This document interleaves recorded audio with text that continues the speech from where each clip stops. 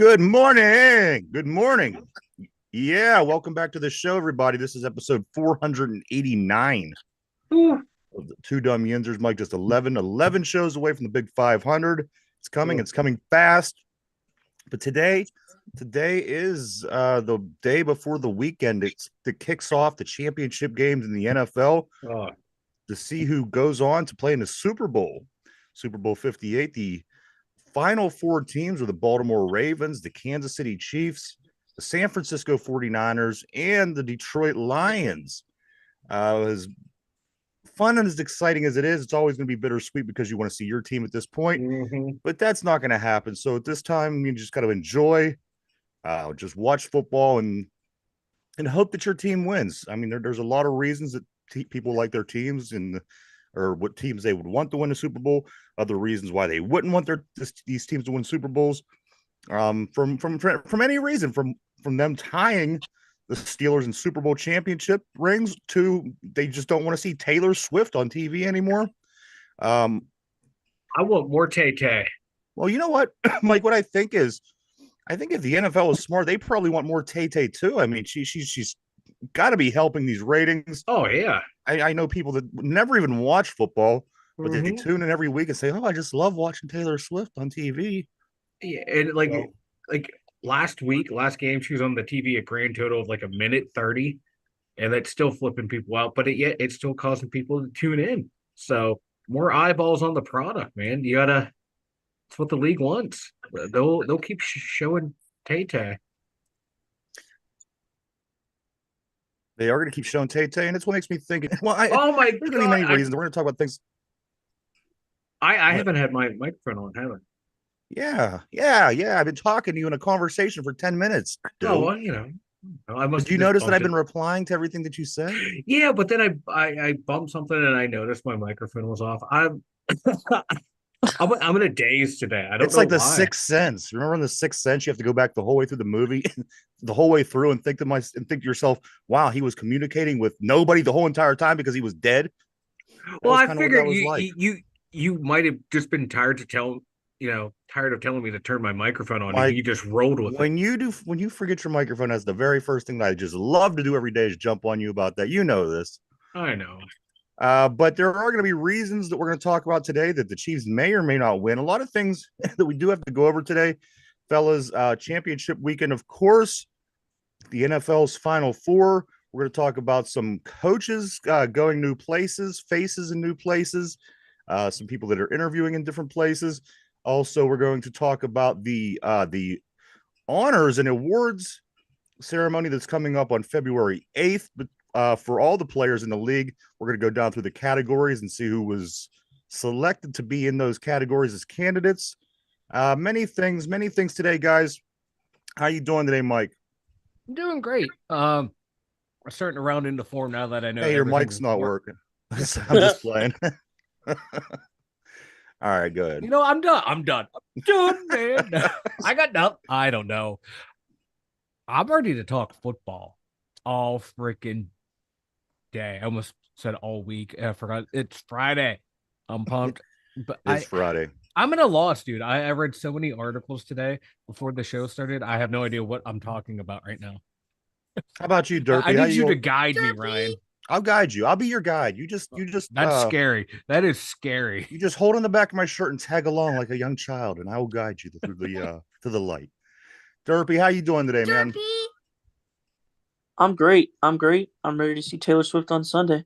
All right, Derpy. That's right. Derpy is a Swiftie. One thing that we haven't mentioned. He was at the concert, man. One thing that we haven't mentioned, Mike, the whole way through the playoffs and through the half of the season was that he did go to the Taylor Swift. He did. Taylor Swift Does America or whatever that big concert was. It's the Eras tour. And we do have there is video evidence. We have pictures somewhere. I have it somewhere. Yeah. I need to dig them out at some point. Maybe we'll dig them out for next week. Maybe talk about Derpy's big adventure. Every time Derpy goes somewhere, Taylor Swift concert. Derpy went to the when he went to camp. Derpy and he shook Jalen Warren. Jalen Warren became a revelation in the NFL. I don't know what him and Taylor Swift. I don't know what him and Taylor Swift did, but now she's becoming even more omnipresent. So Derpy has the magic touch. Everything the Derpy touches, it's the Derpy touch. Derpy. So there you have it. You're gonna let Derpy touch you? No.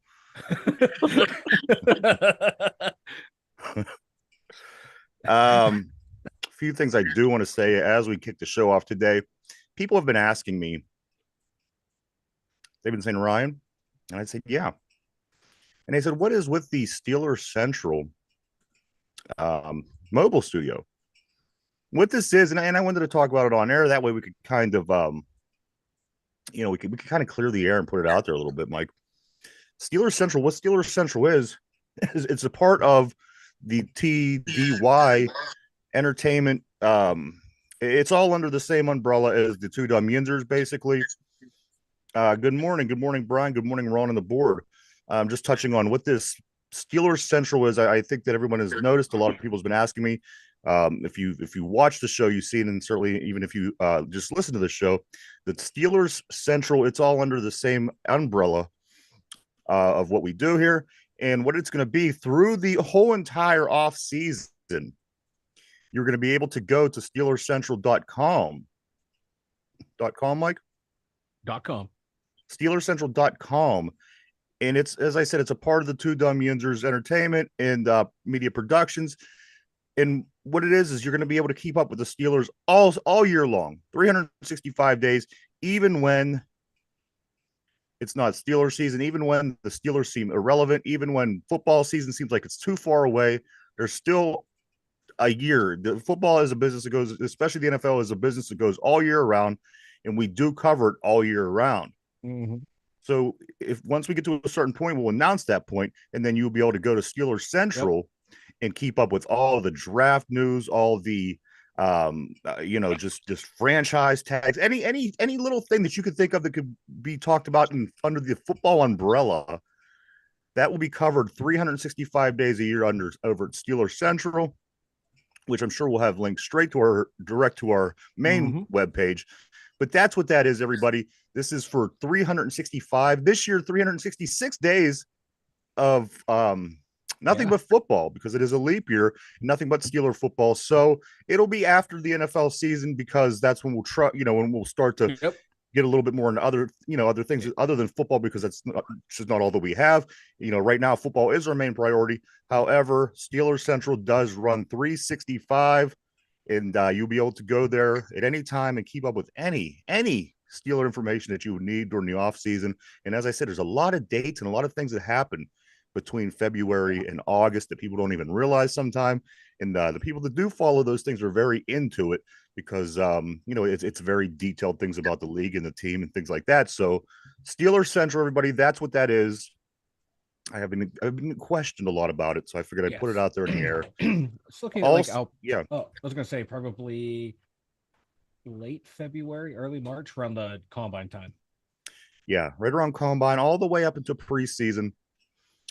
So that's that. That is Steelers Central.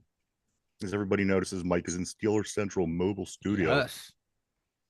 Also, guys, I did promote earlier in the week about phone calls. That's going to carry over into early next week. I ran into a slight bump. I'm going to have Mike is going to be at the studio here this weekend, and I'm just we kind of all just need to be together when trying to operate this and see how we're going to put it forward, being that we're in different places. So Mike will be here this weekend. We will work on that, and it's looking like early next week we will be taking your phone calls, which we're super excited about. I can't wait to hear from and talk to everybody. I know Ron's excited. Ron always got a lot to say, man. I'm excited to see what Ron has to say, and especially a lot of the other regulars on the board. Heck yeah. P and get P calling from Japan, Steeler Freak from Las Vegas, and P from Japan, and Ron from the Panhandle of Florida. So it's going to be a lot of fun. People from all over the place will be able to call and talk to us, and I think it's going to be a blast. So that is that.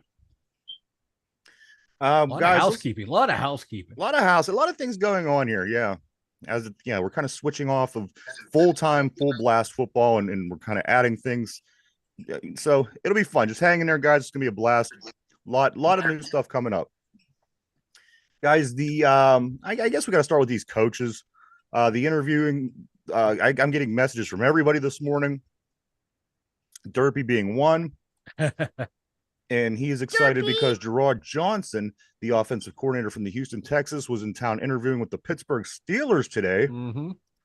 Now, as you said yesterday, Mike, you like him because of what he's been able to do with that offense down there. But I think unless they bring CJ Stroud with them, I mean, are you really expecting the same kind of results if Gerard Johnson would come to be OC up here? Yeah, he was the quarterbacks coach down there. He has CJ Stroud sang his praises. So did Deshaun Watson. And bringing those, and if he can bring those ideas or bring his knowledge up and work with the quarterbacks that we have, like some people think they are, at least Kenny could be a franchise quarterback. Some people think Mason could be a guy that can bridge you till, and if he can just enhance their talent, so it'd be huge, and bring like the ideas that they have from that organization. We saw how well that offense moved all year.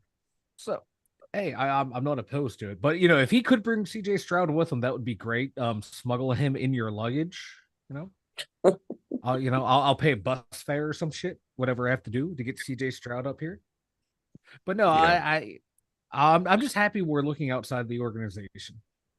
Yeah, me too. And people who have new ideas, even if they don't hire him, like you're still picking his brain, and that could be someone down the line that, if we get a coordinator who's here for a year and then does well and takes off, this could be a guy that, you can bring back into the fold into the future.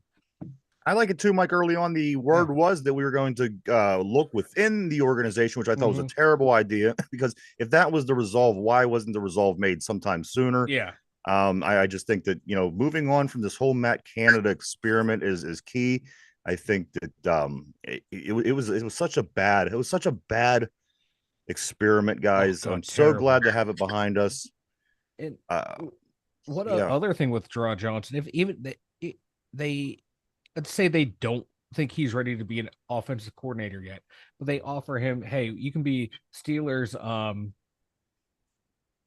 quarterbacks coach, but we'll also make you the passing game coordinator. We'll add this little title onto your resume.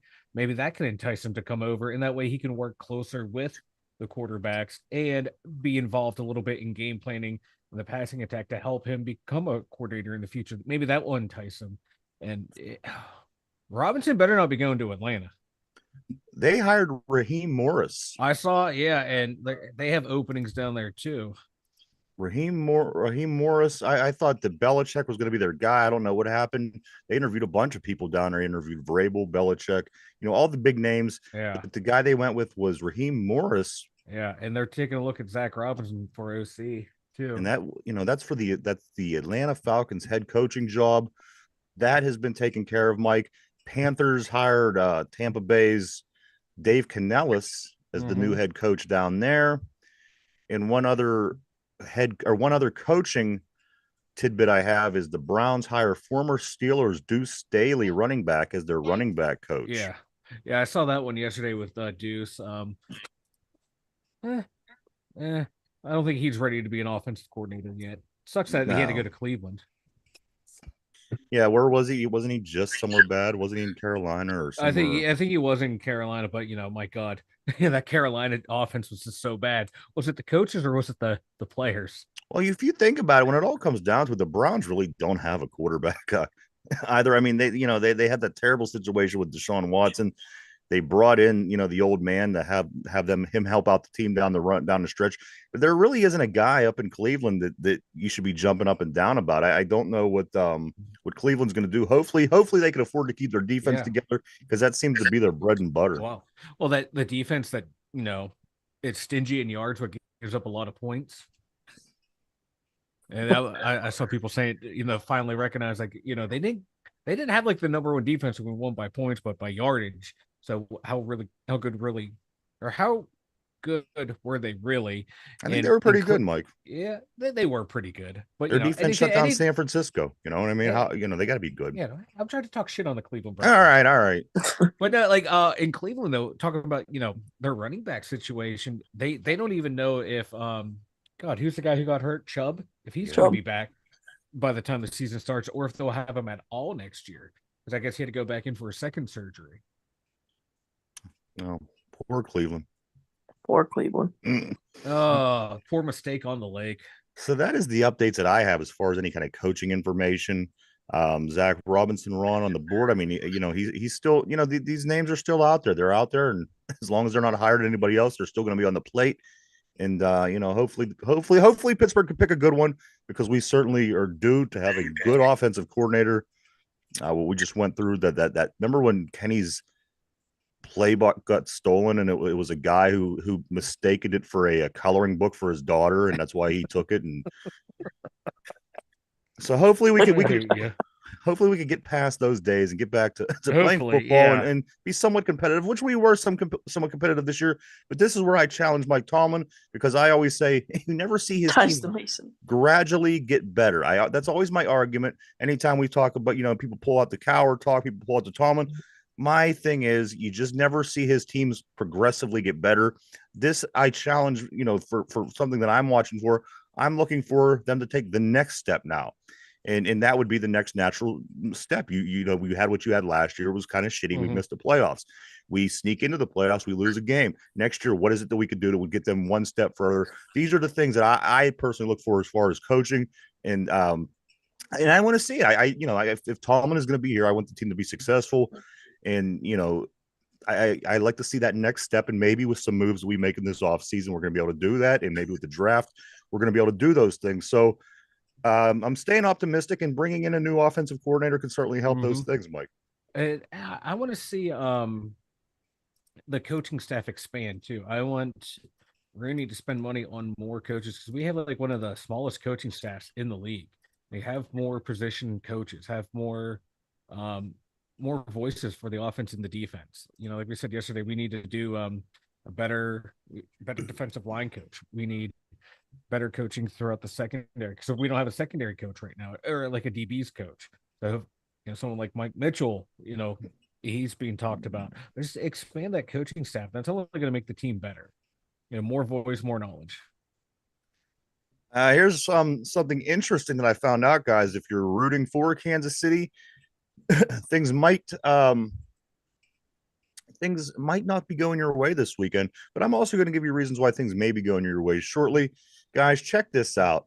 Since 2020, every season that Josh Allen has been in this league, 2021, 22, 23, and now this is 24, whoever beats Josh Allen in the playoffs always, not sometimes, not most of the times, always loses their very next playoff game. This is fact. This is truth. 2020, the Texans beat the Bills. They get knocked out by the Chiefs. 2021, the Chiefs beat the Bills. They get knocked out by Tampa Bay in the very next game. In 2022, the Chiefs, and then the Bengals knocked them out. 2023, the Bengals beat Josh Allen, and then the Chiefs knocked them out. Every team that beats Josh Allen, ever since he's been in the league, has lost the very next round of the playoffs. Mike, does this carry over to 2024? I think so. I think it might. Just because of that Baltimore defense is just playing lights out, and Kansas City's offense is three guys. So I think it carries over. And then on the other side, you've got the curse of Kirk Cousins. No team has ever lost to Kirk Cousins and gone to the Super Bowl. And the 49ers lost to Kirk Cousins. So, well, everything's shaping up for a Detroit-Baltimore Super Bowl. Now, I want to give you the pros. And if you're rooting for the Kansas City Chiefs, maybe you're a Swiftie, maybe you're a bandwagon, whatever the case may be, maybe if you want the Kansas City Chiefs to win, there is an accusation out there, and let me explain if I can. NFL is accused of rigging the AFC Championship game. Some NFL fans are accusing the league of rigging the AFC Championship game to their selection of the officiating crew. Earlier this week, the NFL announced its officiating crews for the conference championship game. The AFC Championship game officiating crew will be led by Sean Smith. According to the NFL, according to Warren Sapp, NFL analyst, Smith has heavily favored the road team in recent years. while NFL teams have a better than 50% chance of winning games, in games called by Smith over the past couple of years, it's only been 40.8%. Could the NFL be giving the Chiefs a favorable officiating crew? Imagine that, guys. Taylor Swift would certainly like that. The NFL pushed the panic button. They may have a ref in rotation who is a massive edge to road teams. They win it. Let's see, the number one highest win rate with him. He penalizes home teams in ways no other refs does, and he also, let's see, he's calling the Chiefs road game. Goes over into this. Let's see, it's undeniable the Chiefs. Okay, and also it also goes into saying it's undeniable that the Chiefs will do better ratings than the Ravens in the Super Bowl thanks to their stardom and Taylor Swift. Unsurprisingly, NFL fans have rigging theories. Chiefs all day rigged, one fan wrote. We have Brady level conspiracies. I used to pray for times like this, one fan added. Yes, people give people fuel to think it's rigged before the game is even played. We'll find out Sunday. The Chiefs and Ravens are scheduled to kick off at 3:00 p.m. Eastern Standard Time on Sunday. Game on CBS. Mike, the guy's numbers can't be denied. Home teams only win 40% of the games when usually home teams on average win over 50% of the games. Does this help the Kansas City Chiefs? No. And the Chiefs that can be arguably saying that this is the situation with them every year in the playoffs where they always get a little bit of help from the referees. Mike, what do you think? There's a lot of missing data points in this guy's arguments because I read so many threads about this over the weekend or over this week. Were the road teams favored in any of these games? Were the home teams already more penalized? There's a lot of missing data points here. Did you look into it? No, statisticians looked into these have so many rebuttals on this guy, and it's inconclusive data. You don't have enough. No, you can't tell. You have to spread this all out. This guy, I know this guy. I follow him on Twitter. He has some good takes. This one was not one of his best. No, there's no grand conspiracy here. No, whatsoever. You just don't want to lose the picks, huh, Mike? That's what I'm thinking. If I lose picks, I don't care. But no, there's no. This was like, it sure sounds like it makes a lot of sense, though. I mean, like people were saying, like, what team was favored more? What were the penalties on the teams? To and there's this incomplete data. Need more one way or the other, though. I mean, even the data that goes against would be incomplete as well. I just don't. I just don't buy into this. I want to buy into the NFL rig conspiracy because it's fun, but no. Very interesting. I just don't buy into this guy. I like a lot of his stuff, but this one right here, when I was reading through it, it's Sports Illustrated. And that's maybe this is why Sports Illustrated is no longer. Well, Sports Illustrated is longer, just their paper copy, so aren't not going to be much longer. But very interesting. I don't know. It's something to keep an eye on just to see. Yeah, definitely something to keep an eye on because some of these referee crews have been somewhat suspicious this year, and I think that we watched games earlier this year where some of these theories did pan out, other theories didn't pan out. So it's going to be interesting. So that is out there, guys. Keep your eye open. What's that, Mike? And the Chiefs are going to win, and they're going to win fair. No, wait, who did I pick? I picked Baltimore, right? You picked Baltimore, yep. Yeah. Baltimore's going to win fair and square. Baltimore's going to win fair and square. All right, there you go, everybody. I got so wrapped up in the conspiracy, I forgot who I picked. Ron says all data I need is the past key calls in Kansas City games, so they win. You know what? It's arguable because it seems like every time the Chiefs win it, but I don't know if that's what it is. It's just the fact that they win so much, almost like New England. You have to kind of come up with something, and the easiest route to go is say they're cheating. I don't know, so we have to watch, guys, so that we have conflicting situations going on here. If the refs were really in the want to make sure Kansas City won all their games, why didn't they run over and tell Kadarius Toney to back up a yard?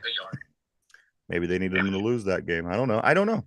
Yeah, maybe that dude who follow the money trail that usually gets you the answer. Yeah.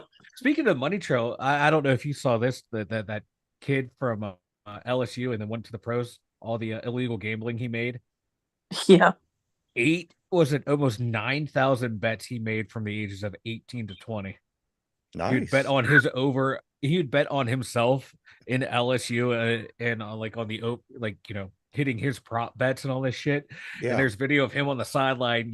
He had a pass thrown to him like in over a half, and the quarterback's having to console him. I think that was one of the games where the guy bet on himself to hit all these overs, and they didn't make him part of the offense. That's great. I love it. This is what happens when gambling is becoming more prevalent in sports. Well, this is also what you get when you have 18-year-olds in the limelight. I mean, there's people that are our age that fail to make good decisions a lot of time in life, and you get kids and they're in these situations and they're either given a lot of money or given so it's crazy, man. No, it's no wonder that you do see a lot of these crazy stories coming out about these guys. Mike, what is it that you're most excited to see in these weekends football games? What do you anticipate watching the most? What's going to be the big matchups? Any player that you want to, is there anything that you really look forward to when you think about championship weekend? The one I want to watch is Pachenko versus Roquan Smith. Okay. If Pachenko runs like a madman, like he's fighting the ground in the air and punching babies as he runs. I've yet to be excited about Roquan Smith. I got to tell you, ever since he came over from Chicago, I thought he was going to be. But every time I watch Baltimore, he's not scary to me. He's a solid inside linebacker. But yeah, go ahead. I just want to see that matchup right there because Roquan's he's a thumper too, and I just want to I want to see that matchup in the run game. And I also want to see how Kansas City's going to handle the dual threats tight ends because Mark Andrews is now back off the IR. He's looking like he's going to play of the dual tight end threat that Baltimore is going to throw out at them. KC's defense is very underrated. They have a good defense, but we saw it, man, all the time. You have two great tight ends, and they can beat a defense, man. New England did it for how many years? And, Isaiah Likely's stepping up into a big role on that offense. So I want to see Pachenko and Roquan Smith and how Casey's going to handle the two tight ends and that one. And out west, I want to see Brock Purdy continually silence all the doubters. My God, Brock Purdy is I'm one of them.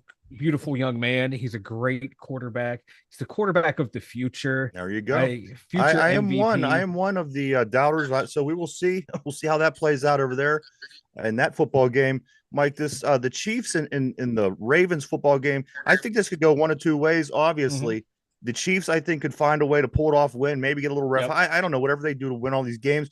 Or Baltimore could just come out and dominate them because they can, and they do have they have a bunch of skill, a bunch of people in the right positions. If I was Kansas City, I would go back and watch every single Steeler or Ravens game to find out what the hell we do to keep the Ravens under 14 points every time we play them. I would go with that, and I would try to score as many as I can. But that's going to be a good football game. Being an AFC guy, we're from the AFC. I'm certainly more intrigued on that one. However, the game that you guys were just talking about, the Brock Purdy led San Francisco 49ers and the Detroit Lions. This game is no less than the AFC game. I think this game is going to be just as exciting.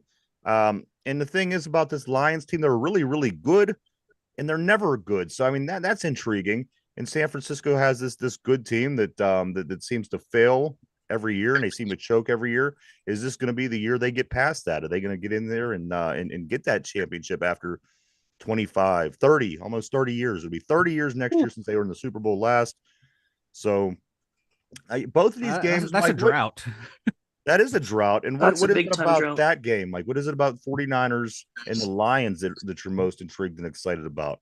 God, can the Lions keep going the way they've been going? They're the Cinderella story. They're the team that's not supposed to be here right now. Can they keep it going? Can Goff make it back to a Super Bowl again? Can he lead a second franchise to a Super Bowl? And can he then go on and win one? Can Brock Purdy, Mr. Irrelevant, get them San Francisco to a Super Bowl first time in 30 years? That's the matchup I want to see. I want to see those two quarterbacks that people, were down on Goff for a long time, and then now they're getting back on the Goff bandwagon, and Brock Purdy. See, I'm you still know, down people on Goff too. like Purdy. People either love him or hate him, and all the guy does is just compile great stats that So that prove that basically, it he is comes not down a to the that he's not a quarterbacks check down in the quarterback. NFC are inferior than the two quarterbacks we're seeing Oh, in the vastly, AFC. vastly. But I think they might have better weapons around them. Kansas City has Travis Kelce. Um, you know, Baltimore has Lamar, and really, who else does he have around him? Like now, Mark Andrews is healthy. You might have a true weapon. Odell is not the Odell of old. Zay Flowers is still young. Their running backs don't set the world on fire, but they're damn good running backs. So, The thing gets me about the San Francisco team, they always on paper that they're really good. When you see them playing against some teams, they're pretty good. But then there's other games I watch them where they're just not that good. I don't get it. And if Debo is in, or if he's out, if he's not fully healthy, you just don't know what San Fran team you're going to get. But you get a pretty good idea of it by second quarter and seeing what kind of game Christian McCaffrey is having at that point. If he's broken off some nice runs, if they're distributing the ball around, in the passing game, there's definitely looks that you could see early on and see what kind of game the San Francisco 49ers team is going to be playing. Yeah, and if it rains or not, Brock Purdy, for some reason, has his worst games in weather. We saw it against the Browns, and we saw it last week against Green Bay. He does not play well in the wet weather. Yeah, but it is at home, so hopefully it is at home. I think all the games are going to be great games, and I just the quarterback play, man. It's going to be. I think it's going to be more important in the AFC matchup because they're two great quarterbacks, and out west, I think it's going to be the supporting cast. More of a team. You're right. It'll be more for the teams because the Detroit from top to bottom, they're a team. It's a team's team. That's not one guy. You are getting some budding stars, coming out of the Detroit Lions team, but it's all about team. And I think you get that as well with San Francisco 49ers, as you mentioned, with all the talent they have. Yeah. So the quarterbacks will be more relevant, I believe, in the first game, 3:00 p.m. AFC Championship game, Ravens and the Chiefs. 6:30 p.m. is the second game, the NFC game, and that's the 49ers and the Lions. Mike, we are going to go into that a little bit more down the road here, but I want to get into these awards, all the candidates for the honors and awards for the NFL was released yesterday. That will take place on February 8th. That's a Thursday on CBS. You can check it out. But let's go through the finalists on a lot of these awards and see who we think will land in those particular spots. Mike, I'm going to start with the Comeback Player of the Year finalists. Derpy, pay attention. Comeback Player of the Year finalists, guys. Joe Flacco, of course, with Cleveland. Damar Hamlin up at Buffalo. We're familiar with their comeback stories. The other three, Baker Mayfield, a little bit of a comeback in Tampa Bay, leads this team in a bad division, gets to the playoffs, wins a game. Hey, nice little comeback story for him. Also, Matthew Stafford, number 4. Number 4 on the list of finalists. And Tua down in Miami is number 5. These are your comeback players of the year finalists: Flacco, Hamlin, Mayfield, Stafford, Tua. Of course, we see what happened to Tua last year. And, he had a bad injury. Oh, yeah. It's safe to put him in this list. Yeah. Any of these guys stick out to you, Mike, as anybody that's just over top, better than the others' chances of winning the comeback player of the year? Damar Hamlin died. Yeah. He died, and he came back, and he may have had a couple special teams tackles, and he had that fake punt. I mean, the only comeback stronger than Damar Hamlin in history is literally Jesus Christ, for crying out loud. You know what I mean? Jesus and Lazarus. They're the only. Those are the only two that are running. Those are the only 3 people that ever died and came back. Yeah, Breece Hall. That's right. I forgot about him. I saw that early on the list today too. Ron was like, he blew out his ACL. It should have been Hamlin, Breece Hall, Tua, and some other players who were hurt. Now they're just making it, oh, you had a bad year, now you're having a good year, you're the comeback player of the year. No, the comeback player of the year means you overcame something like an injury, and off the field, like a personal off the field issue that wasn't like a legal problem that you got yourself into. Yeah, what is Matt Stafford? How does Stafford like, oh, I had a bad year, I'm coming there? back. No. How does Stafford fall in there, Mike? I have no idea. Because they had a bad year. They just had a bad season last year. The Lions. Yeah, that's not No, That's you not didn't a come back comeback. from anything. You came back from shitty play. So Not you're like you had your saying, brain Mike, scrambled like Tua, your knee blown out like Hall. It should be for guys who are injured and come back and have a good year. so you're saying that you think that this is probably going to go in favor of DeMar Hamlin. It should. If he doesn't win, there's something wrong. Derby, do you agree? I would agree. I know All what right. was his PFF stats for being dead on the field. That's the I important know. question. What's did that hurt or hinder his or improve his ratings? All right, guys. So that's for the comeback player of the year. I agree. I do believe it'll be DeMar Hamlin. How could you beat a guy How can you not? Who died? that died? Two other All right. people have a say in that, or that can top that. All right, Mike. So next on the list is coach of the year finalists. I want to go talk about the coach of the year. Dan Campbell, Detroit Lions coach. John He might be Harbaugh, number one. Baltimore. D'Amico Ryans down in Houston. Kyle Shanahan, San Francisco. And Kevin Stefanski up in Cleveland are your 5 finalists for coach of the year. Any of these guys stand out more than everybody else to you, Mike? Dan Campbell. But the Lions were already, they had a bad year last year. Yeah, but they've been on their way. Kevin Stefanski, the Browns have been building. They stunk. Harbaugh, they've been building. They've been good. Yeah, how can Harbaugh? And they've been good. They've been favored to. And this really goes with my argument of why is Tomlin never in the running. Never get it. Yeah, I mean, we have better seasons than the last season at some point when he was here. Yeah, to me, it should be. Oh my God, I'm forgetting his name. And I'm going to disagree with you because I know you're going to say DeMeco Ryans should be the guy. And I think it has very little to do with DeMeco Ryans and a lot to do with that quarterback. I really think if he was not their guy, they would probably have another season like they had last year. And I think if CJ Stroud was there, even if DeMeco Ryans wasn't the coach, I think that they would have had a good season. I think it falls more back on the quarterback than I do with coaching on this team. He's a defensive guy and he calls that defense, and that defense is pretty good. And don't get me wrong, I like DeMeco Ryans. I'm not saying that. I'm just saying I don't think that automatically puts him in the lead because they did so well this year. Because I think that a majority of it was CJ Stroud. But they were also, they were what, one of the worst teams in the league, and now they made the playoffs. That's to me that's boom right there. You should be number one. And then the run on the board. And then in the Detroit, I mean, if you're going to go that route, Mike, Detroit's been bad for 100 years. So whether they've looked like they've been improving for 3 years, there's been times in their history that they look like they've been improving, but they're still the Lions. On this one, Mike, I'm going Dan Campbell. You like DeMeco Ryans? I like DeMeco Ryans. Derpy, I'm going Dan Campbell. You're going Dan Campbell. Yeah. There's also Harbaugh. There's also Shanahan and Stefanski. I'm going Dan. 100% Dan. All right, guys. So that is our comeback player of the year. That is our coach of the year. Let's go into offensive rookie of the year, guys. Jahmyr Gibbs in Detroit. Sam Laporta, Detroit. Puka Nacua, of course, with the Rams.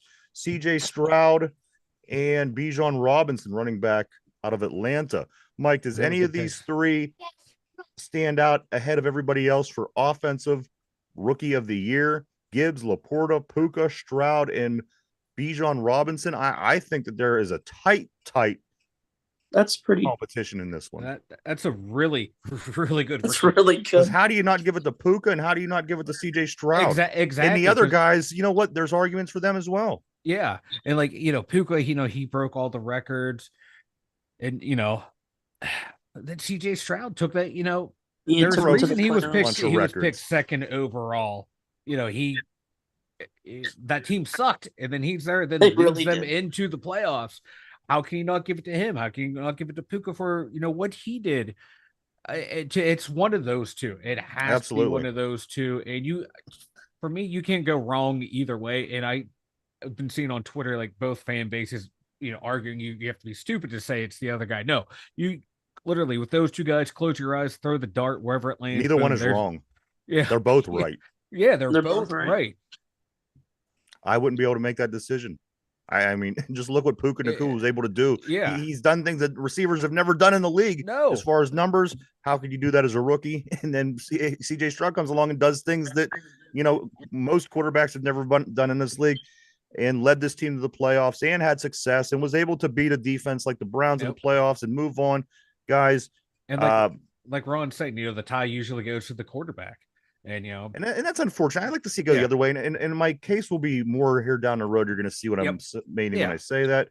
Let's go to the defensive rookie of the year list. Mike, Will Anderson, Jalen Carter, Joey Porter Jr., Kobe Turner, of course, the defensive tackle with the Rams, and then Devon Witherspoon. Does anybody on this list stand out to you more than everybody else, Mike? Not really, because they all have flashed at certain times. I have a clear cut, but I want to hear what you have to say. I know I'm like leaning towards Carter. I think he had a damn good year. Me personally, I want to go with Joey Porter Jr. because I want my guy to win it. Devon Witherspoon, he had a damn good year up in Seattle, shutting people down. All these guys did. All these guys had a good rookie year. I think Will Anderson was the most effective overall. I think that Jalen Carter, I was impressed with in most overall, because you remember that play where the quarterback was just going to take and spike the ball. He jumped underneath the center's legs and tried to intercept the ball. I mean, come on. It's between Jalen Carter and Will Anderson for me. Those are my clear cut. Mm-hmm. I would probably go with Will Anderson. I thought he was very impressive. I'm going with Will too. Oh God, it's I don't know who to pick. So, oh God, you'll be a homer. You'll take your guy. No. God, Will Anderson Jr. Just because people might be hesitant to vote for Jalen Carter for the off the field issue before the Texans sucked, man. That defense sucked. That defense sucked, and you get him, and then D'Amico Ryans as coach, and some other people they built around there. And Will Anderson, like what they're doing down there. Will Anderson got better as the season went on too. He started to play a whole hell of a lot better. He was solid. I think that every game that you've seen them play, I mean, he really stood out as one of their key defensive guys. And I don't think anybody else on the list really falls into that particular category. Like I said, Jalen Carter is going to be he's going to be good. Devon Witherspoon, he did really well. So my guy is going to be Will Anderson Jr. in this one. Guys, let's move on. The next one is, let me see where we at. Defensive Rookie of the Year. How about Offensive Player of the Year, guys? Offensive Player of the Year. These choices for your Offensive Player of the Year in the NFL are Tyreek Hill of the Miami Dolphins, Lamar Jackson of the Baltimore Ravens, CeeDee Lamb from Dallas, Christian McCaffrey in San Francisco, and Dak Prescott. Dak Prescott, guys. These are your candidates for Offensive Player of the Year. This is tough. I see who I like in this. Mike, who do you like? CMC, give me him. He was the conductor of that offense for the most part. How he fared, that's how more or less that San Francisco offense fared. Derpy, what do you think? With or without Debo? Tyreek Hill, Lamar Jackson. You like McCaffrey as well? Yeah. For Offensive Player of the Year, I'm going to choose Lamar Jackson. I think without Lamar Jackson, you're not going to have the season that you just had with Baltimore. And he's so fragile. You know what I mean? He's just a guy, when he's on, you kind of got to give him his props, because when he's on, he's on. But a lot of times he isn't because he's hurt. So my Offensive Player of the Year, and I think you'll see where I go with this later. So that's my guy. You guys both like Christian McCaffrey for the Offensive Player of the Year. Mm-hmm. Guys, let's jump over to the Defensive Player of the Year award. This is one that we talk about pretty regularly throughout the season. TJ Watt is on this list. Parsons, Myles Garrett, Max Crosby, and Deron. Who is it, Mike? The cornerback from Deron Deron Bland. Now these guys are up for Defensive Player of the Year award. Let's go to Derpy first. Let's get Derpy. Derpy, what do you like for Defensive Player of the Year? Of course, Micah Parsons, TJ Watt, Myles Garrett, Max Crosby, and Deron Bland. Is this room hot? I mean, why you got to put all the pressure on me? Come on, Yeah. Derpy. Derpy. Let's go, Derpy. I know who I like in this one, Derby. Who you like? I mean, I can't choose against TJ. Okay. Can I? Fair. No, You fair can enough. choose whoever you want, Derpy. He led every single statistical category. All right, Mike, to you. TJ Watt, Micah Parsons, Myles Garrett, Max Crosby, Deron Bland. Who's your defensive player of the year? I'm going Max Crosby. All right. Derpy. How could you, Mike? He had 90 total tackles. TJ Watt had 68. He had 23 tackles for loss. TJ Watt had 19 tackles for loss.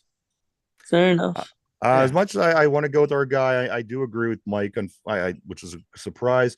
I do also think that Max Crosby should, because he's just all around good, as Ron just said on the board.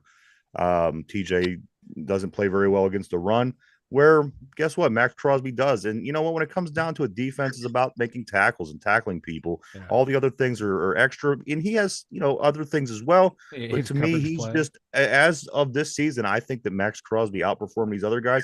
And that's saying a lot, because these other guys did a lot. It's not like Micah Parsons didn't do anything, Myles Garrett or TJ. Yeah. So, I don't think that it's it's unpopular, but it's not an unsafe pick to say that. And there's guys who didn't make the cut that you could have chose too. Oh, absolutely. Probably about 100. Josh people. Allen, Daniel Hunter. There's so many damn good defensive players, and I wouldn't have a problem with any of these five guys winning at all. Deron Bland is just somebody that I haven't heard all season. He was kind of put in this list, and that was kind of a surprise. As far as the other four guys, I think they could all win. I don't think, when Micah Parsons kind of fell off a little bit, I thought he was real strong to start the season. But you know what? You pick any of them other three guys, you're fine. Like Myles Garrett, like the same way that like the last month he didn't have a sack. TJ, he was getting his sacks, but again, what's the games you can see down the stretch, his run defense was terrible. So there's arguments for and against everyone on this list. Yeah. And it shouldn't just go to the guy who has the most sacks. Why shouldn't it go to the guy who has the most interceptions? Why shouldn't it be the guy that has the most tackles? The guy has 200 tackles almost in the league. That's an amazing amount of tackles. Why that person is just not automatically thrown into this category is why I think this is kind of ridiculous the way that they do these awards anymore, Mike. We are going to go to the MVPs. The MVP of the league. This is what it comes down to. This is the last one, the last category. The candidates are this: Josh Allen, the Buffalo Bills, of course; Lamar Jackson from Baltimore; Christian McCaffrey from San Francisco, the only running back in the list; Dak Prescott from Dallas; and Brock Purdy from San Francisco. Who is your most valuable player of the NFL for 2024, Mike? Lamar Jackson. Without him, Baltimore is not even close to the playoffs, not even close to being to the championship game. How could you put any of these other people? Well, maybe a close second could be McCaffrey, but at the end of the day, I mean, to say the MVP, the most valuable player in the NFL, couldn't be Josh Allen. I don't think he wasn't the most valuable player again till the last 6 games of the season. I think that he was very average till the last 6 games. Dak Prescott, I don't think you could give him the MVP. And Brock Purdy, you know what, to say that he's the MVP of the league, I don't know. He's doing great things. He has a nice team around him. I think the way that you have to go in this one is Lamar Jackson, which it hurts me to say, but at the end of the day, he was the most valuable player in the NFL this year.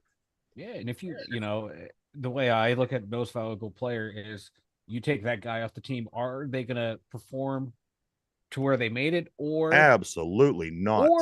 Or are they going to be close to what they were? And you take Lamar off that team, they're not going to be close to what they were. That offense would be terrible without him. Yep, when you've seen it, I would agree, Ron.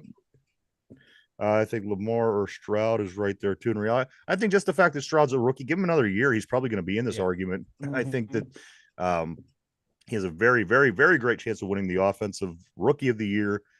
Give him time, but I think this is Lamar's year. They were the number 1 seed in the NFL. When you looked at when you broke it down, they were the best team, and he was the leader, and a big reason for that. And as I say, it hurts me to say, but I think that Lamar Jackson's probably going to be the MVP. And he was so consistent from wire to wire too. And he was just very consistent. As long as he could stay healthy, he could do great things. That's the big if with That's him. the thing. Staying healthy has been always been Lamar Jackson's problem because he's just the league. He's ahead of his time. He is ahead of his time, and this is what you're going to get now. But it's soon this will be all your quarterbacks are going to be built and play like Lamar Jackson. I'm here for it. It's fun. And the league will then work on protecting that particular kind of quarterback. Yeah. Now, he's a running back. He gets out free, but until that time, that's what's going to happen to guys that play like him. And this year too, he became better at being inside the pocket, staying in the pocket more, choosing when he runs. He's not like in years past where he was getting hurt, just booking it down the field at first chance. He's becoming wiser and he's using it more effectively now. Exactly. You know what I mean? Yeah. He's trusting his arm more than he has in the past, and I think that's going to help him in his career, man. It's going to make the longevity. It's going to help with his longevity. Is what I'm trying to say. I think what Ron's saying on the board, he fumbled the ball a lot. You know what? As long as he's playing against Pittsburgh, that seems to be his Achilles heel. That's his kryptonite. Yeah, it really is. I seen him play around the league, and he's very successful against most teams.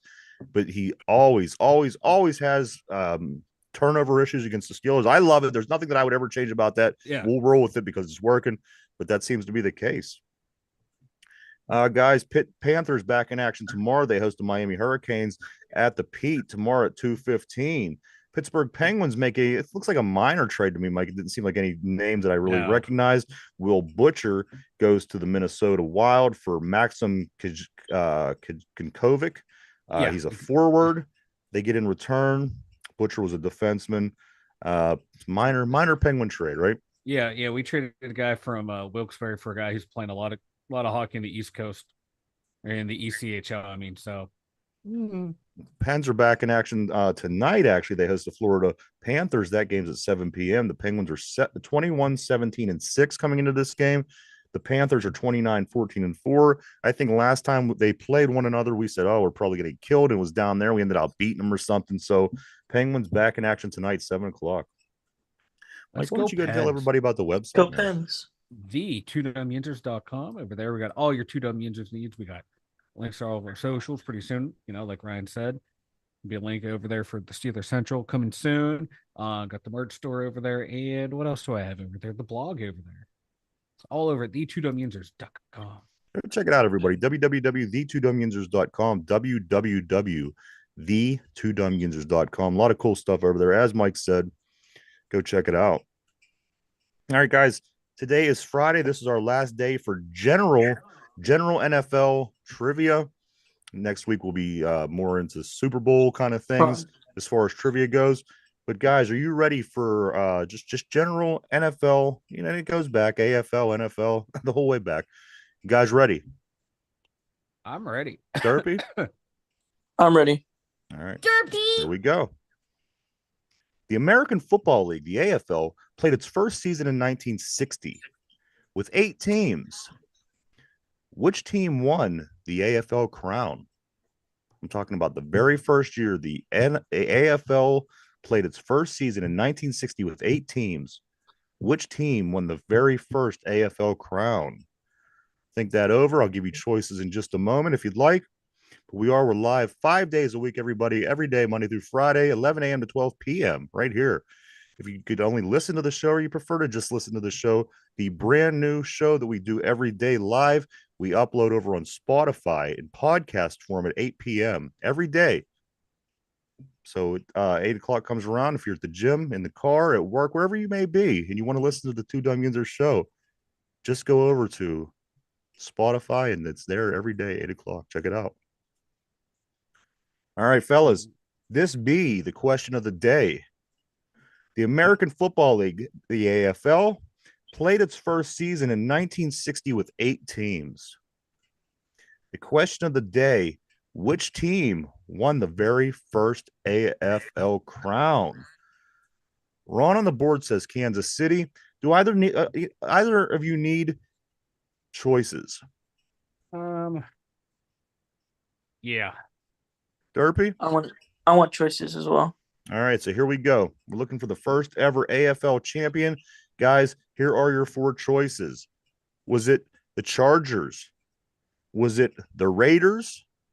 Was it the Chiefs? Or was it the Oilers? Guys, I'm looking for the very first AFL crown champion.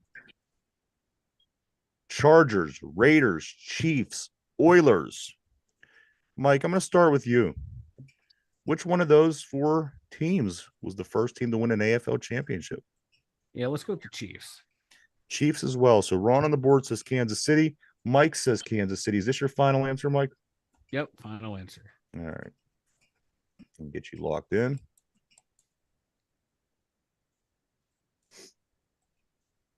Boy, this button's schizophrenic, man. It does, man. You're that button sucks. I don't know if you could hear I'm clicking away. Yeah, here's click, click, and click, then click. and then I'm always afraid that it's going to go like 50 times. So I click I get impatient and derpy. So Mike has locked into place the Kansas City Chiefs.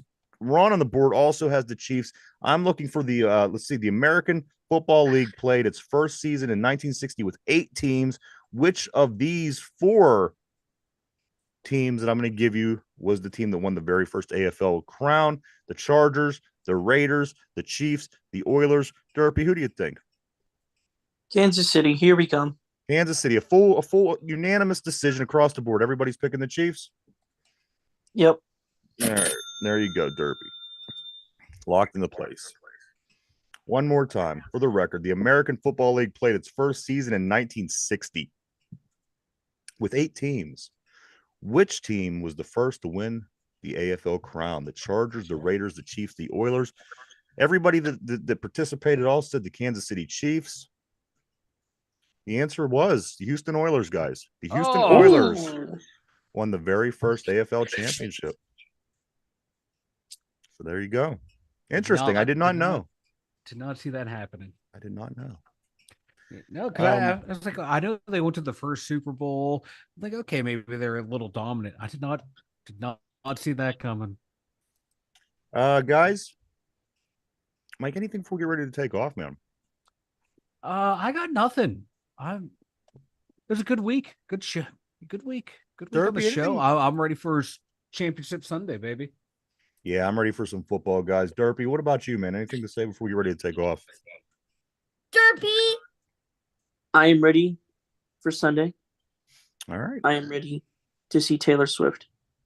Oh yeah, so am I. Because I am the president of the fan club. Remember that. You are the president of the fan club. I can't believe we didn't talk about that more throughout this run, Mike. Can you get me a meet and greet, Derpy? Can you get me a meet and greet? A meet and greet. You want to meet Taylor Swift? I want to meet Taylor Swift. I don't want to know what it's called when you touch yourself. I hate you. I do want to say thank you to everybody for checking us out. We appreciate each and every one of you. Everybody on the board, we appreciate you guys. Always keep it interesting. We couldn't do it without you guys. My thing is this for the day. What's up with the chicks with crossed eyes anymore? Anybody observe this? Like the young girls and models, and even in porn, anywhere you're looking at hot chicks. Why is the girls with the cross eyes becoming popular? Anybody else? What the hell are you talking about? All right.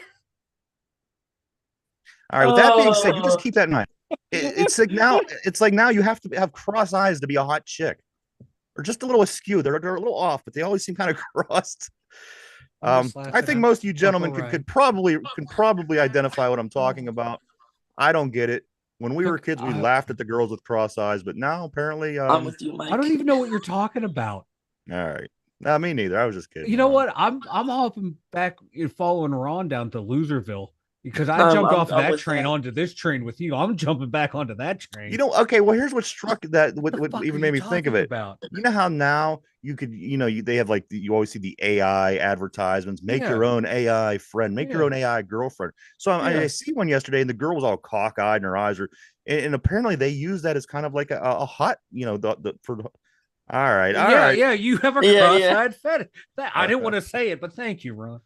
I'm not saying that I'm attracted to it at all. I'm just saying it's an observation that I've noticed that when they get these girls with cross eyes, and You know what? Next week I come with evidence. I'll show you what I mean. Oh no. In the meantime, if you come across it, I'm sure you will, because as I said it now, I think you'll notice it more. And the guys that aren't admitting it, I think you know what I'm talking about. But there you go. Cross-eyed chicks. Anybody else? Speak now or forever hold your peace. Hold on, I'm googling hot girl cross-eyed. No. You can't No. Google. It's just something you have to observe. You can't.